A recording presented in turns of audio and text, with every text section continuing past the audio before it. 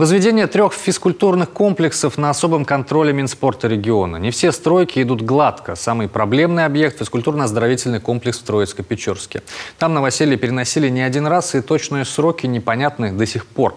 По спортивным стройкам прогулялась Виктория Палкина.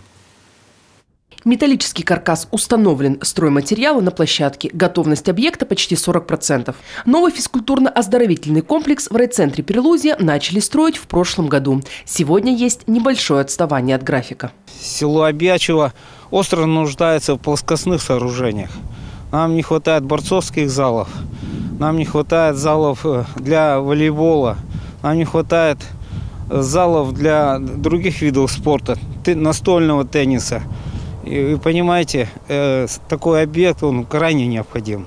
Я думаю, что это будет большим подспорьем для развития физической культуры не только для нашего села, но и района в целом. Сегодня в Обьячево лишь один спортивный комплекс. В новом места хватит для нескольких видов спорта.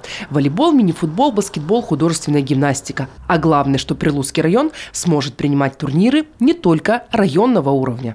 На сегодняшний день мы республиканские мероприятия можем проводить, но только на открытом воздухе.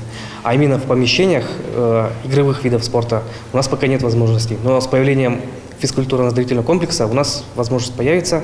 В региональном Минспорте за стройку в Обьячево не переживают. Уверены, подрядчик не подведет.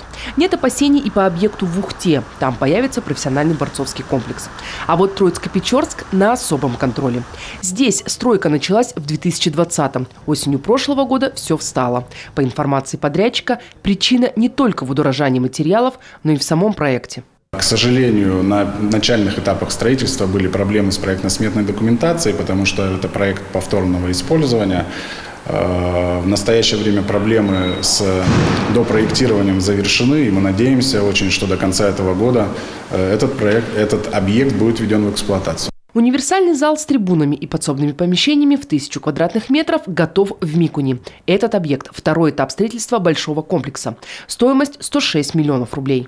Львиная доля – деньги федерального бюджета. Возвели его в рамках нацпроекта «Демография». Уже и тренерский состав готов выйти на работу. Ждать осталось недолго. В эту пятницу его торжественно откроют. Виктория Палкина, Иван Богомолов, телеканал Юрган.